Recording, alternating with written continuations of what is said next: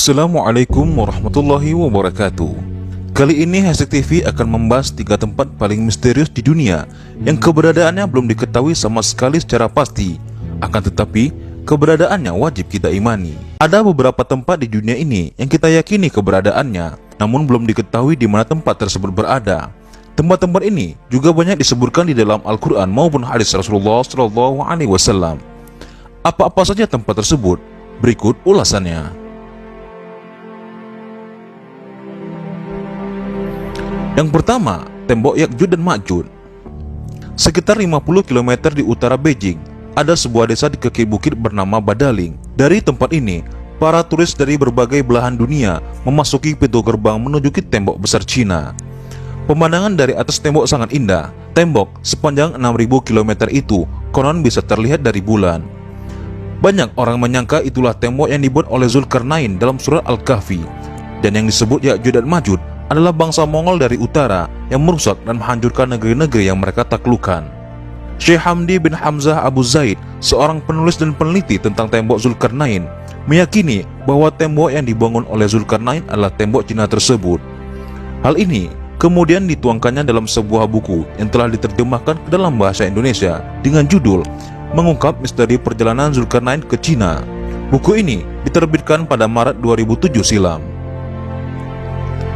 Di dalam bukunya, Syekh Hamid sangat yakin dan tanpa ragu menyatakan bahwa tembok Cina adalah tembok yang dibangun oleh Zulkarnain. Ia kemudian menyebutkan secara detail penelitian dan bukti-buktinya. Namun, jika dilihat secara fisik, terdapat perbedaan yang sangat jelas antara tembok yang dibangun Zulkarnain dengan tembok Cina. Pertama, tembok Cina terbuat dari susunan batu bata, sedangkan Al-Quran menyebutkan tembok Zulkarnain terbuat dari tumpukan besi yang kemudian dicampur dengan tembaga. Kedua, tembok Cina dibangun secara bertahap selama ratusan tahun dari berbagai dinasti yang memerintah Cina, di antaranya dinasti Han dan Ming. Sementara itu, penjelasan Al-Quran, tembok itu dibangun oleh suku bangsa yang meminta pertolongan kepada Zulkarnain. Dan setelah selesai, Zulkarnain menyatakan bahwa tembok itu tidak akan bisa dilewati dan dilubangi oleh Ya'juj dan Ma'juj.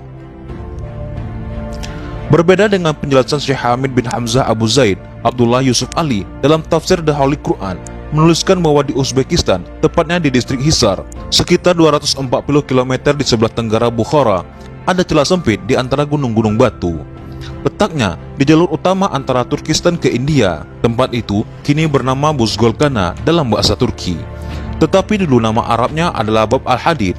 Orang Persia menyebutkan Dar-i Ahani. Orang Cina menamakannya Timenkuan. Semua bermakna pintu gerbang besi. Hasil foto satelit pada ordinat itu sudah tidak ditemukan lagi tembok atau pintu besi tersebut. Namun, seorang penggemar Cina yang bernama Huan Xiang pada abad ke-7 pernah melewati pintu berlapis besi saat melakukan perjalanan ke India. Dan tidak jauh dari tempat tersebut terdapat sebuah danau yang dinamakan Iskandar Kul. Pada tahun 842, Khalifah Abbasiyah Al-Wasibilah mengutus sebuah tim ke gerbang tersebut yang dipimpin oleh Salam. Hasilnya, tim ekspedisi ini masih menemukan gerbang di antara gunung-gunung itu selebar 137 meter. Ada pula yang menyebut 150 meter.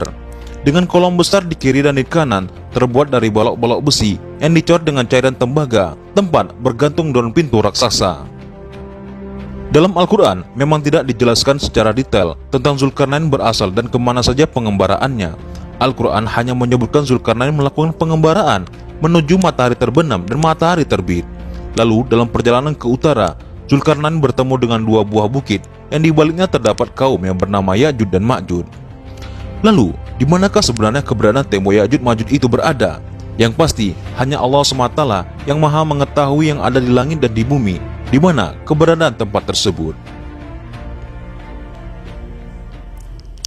Yang kedua, tempat keberadaan telaga Ainul Hayat. Ainul Hayat menurut beberapa ahli tafsir merupakan air kehidupan yang bisa memperpanjang usia manusia. Yang meminum airnya seteguk saja, maka hidupnya akan abadi. Kehidupannya dijamin oleh Allah Subhanahu wa Ta'ala hingga hari kiamat, kecuali dia memohon kepadanya untuk dimatikan. Beberapa hikayat menyebutkan kalau Allah Subhanahu wa Ta'ala menciptakan dunia, dia menurunkan beberapa tetes air dari surga ke dunia. Salah satu tetesnya kemudian berubah menjadi Ainul Hayat atau si mata air keabadian. Beberapa riwayat juga menyebutkan bahwa Dajjal sebagai musuh nyata manusia pernah mandi dan minum air ini sehingga tetap hidup hingga saat ini. Tidak hanya Dajjal, seorang nabi bernama Khidir juga dipercaya masih hidup hingga saat ini dikarenakan meminum air ini.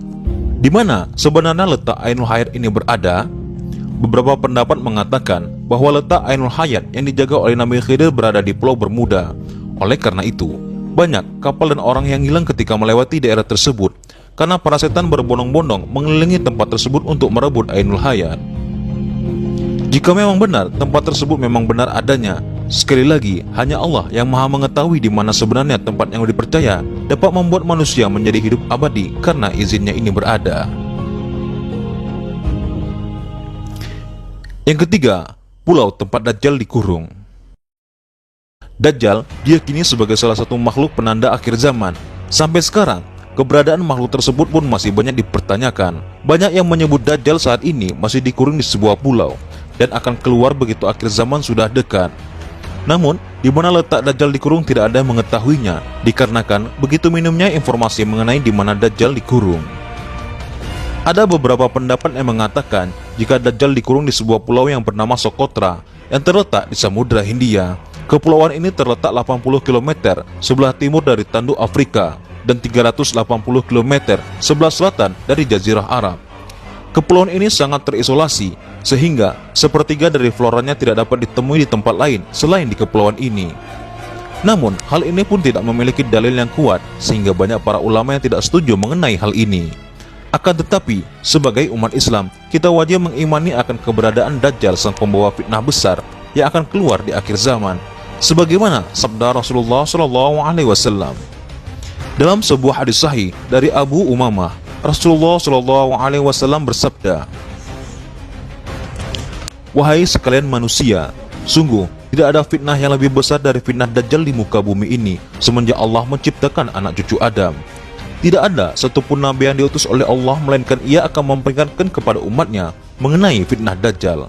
Sedangkan aku adalah nabi yang paling terakhir dan kalian juga umat yang paling terakhir. Maka tidak dipungkiri lagi bahwa Dajjal akan muncul di tengah-tengah kalian." Nah, itulah 3 tempat yang paling misterius yang hingga saat ini belum diketahui pasti keberadaannya. Dan semoga dengan apa yang telah disampaikan dapat menambah wawasan dan informasi kita seputar dunia Islam.